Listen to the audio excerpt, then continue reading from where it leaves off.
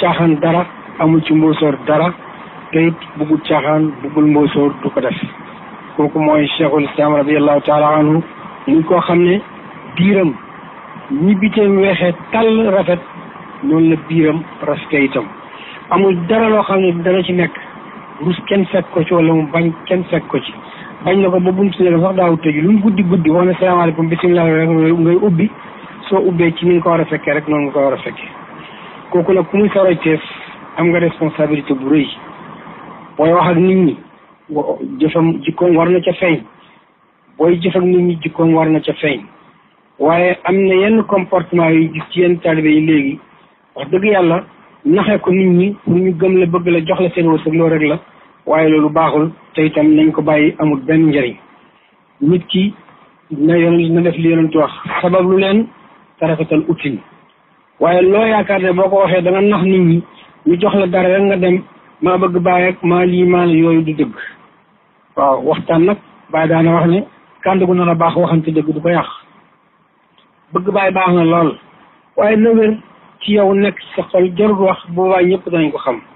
waaye di ko wax te li ngi jur mooy nit ñi yéem la rek pour jox la dara wala nga def loolu ne li nga bëgg, yooyu maa ngi koy moytuloo mboolem taalibe yi. loolu gënut te loolu ngistal la te yàlla du fay ngistal du ko nangu.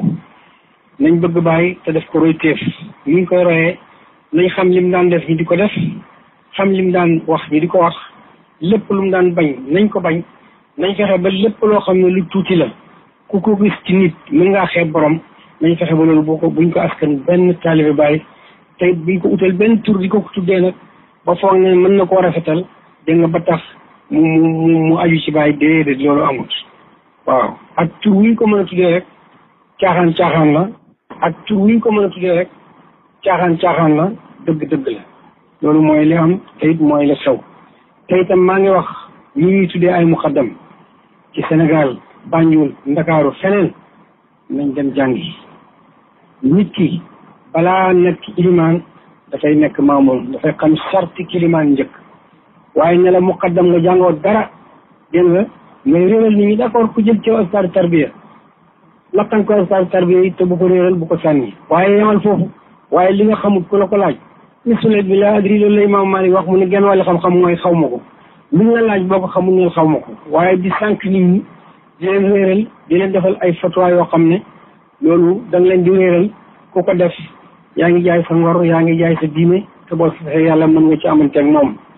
te nañ xam ne wax yi wax nag oyof na ci làmmiñ trop, waaye di noonu rek de dañ ci yàlla dafay taxawal di ñu ko laaj dégg nga ñu di ko lay, te bu boobaa xaw ma ko woon ak damaa juumoon doonut lay. yàlla nee na ku xamut demal xamlu ji, ku fàtte demal ñu fàttali la. dégg nga bu kenn réeru laaj loo xam ne da nga koo xamut. waaye nit laaj la ci diine nga seet sa bànneexu bakkan rek tontu ko, wala nga seet bànneexu bakkanam moom tontu ko, yàllaa ngi ñëw ëllëg te boobaa kooka moom amu ca benn responsabilité. ndax yonent bi moo wax ne man qallada aaliman laqiya allaha saliman. képp ku roy borom xam-xam ci jëfam topp ko ca nee na yow day boo dajeeg yàlla da nga mucc. su ca amee benn erreur kala sànq kooka la ñuy bugal, moom la ñuy duma, ndax moom moo waxee ñu demeewul noonu. kon nag kuñ ci laaj loo xamut yaa ngi den ne ku xam borom xam-xam yaa ngi ko du ñu jeex ne ko man kat mbokk sama fii la sama xam-xam yem, lii ngay wax nañ ko laaj diw, lii ngay wax nañ ko laaj diw.